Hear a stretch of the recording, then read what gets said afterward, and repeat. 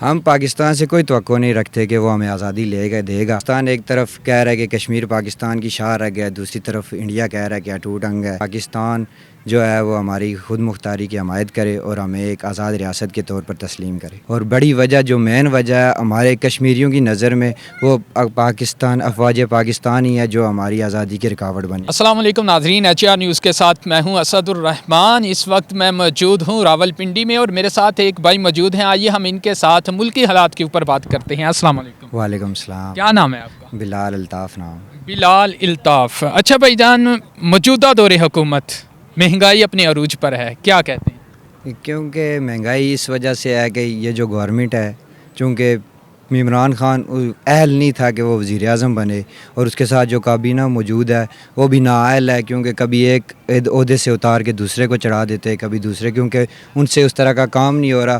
بنیادی وجہ یہی ہے کہ یہ اپنا کام صحیح سر انجام نہیں دے پا رہے، اور ان سے وہ کہہ رہے ہیں یہ جو ہے نااہل ہے۔ اچھا، تو اگر یہ ہے تو پھر عوام نے اس کو سلیکٹ کیا، وہ کہتے ہیں میری 22 سال کی محنت ہے، میں نے جدوجہد کی ہے۔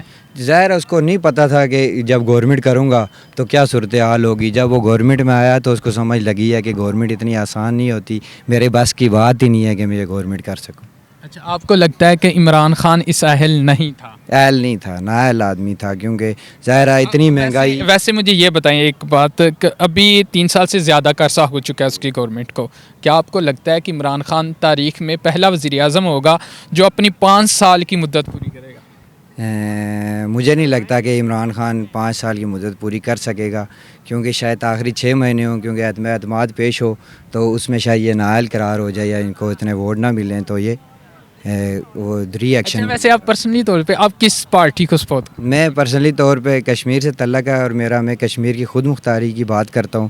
میرا تعلق JKNSF Jammu Kashmir national student federation سے ہے، اور میں کشمیر کی مکمل آزادی، خود مختاری، خوشحالی اور غیر طبقاتی سماج کے قیام کے لیے جدوجہد کر رہا ہوں۔ میرا پاکستان کے اندر کسی پارٹی سے کوئی تعلق نہیں۔ پاکستان، آپ خود مختاری کی بات کرتے ہیں، ٹھیک ہے، لیکن کشمیر کے لیے ہم دیکھتے ہیں ہماری افواج نے کتنی قربانیاں دی ہیں۔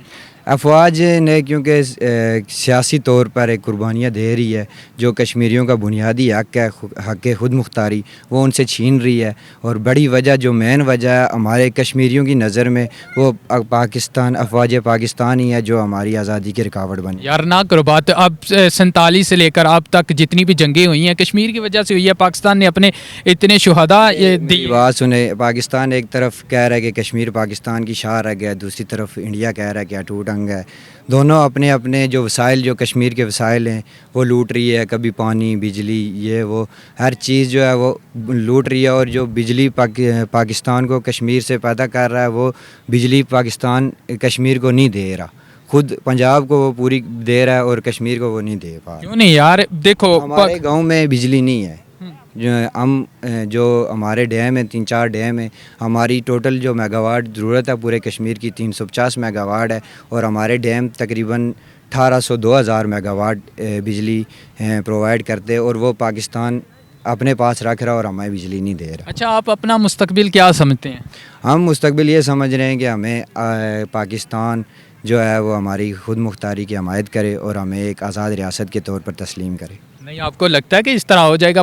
میں نے جیسے پہلے بھی بولا، پاکستان نے اتنی قربانیاں دی، ہمارا اتنا بجٹ لگتا ہے، اور ہمارے اتنے نوجوان شہید ہوئے، پاکستان کی جو عوام ہے، مطلب اتنا کچھ جو ہے وہ کشمیریوں کے لیے کر رہا ہے، اور آپ کہہ رہے ہیں خود ہم پاکستان سے کوئی توقع نہیں رکھتے کہ وہ ہمیں آزادی لے گا دے گا، کیونکہ ہماری ایک تحریک جاری ہے جو خود مختاری تک جاری رہے گی، اور کشمیر کی خوشحالی تک وہ تحریک جاری رہے گی۔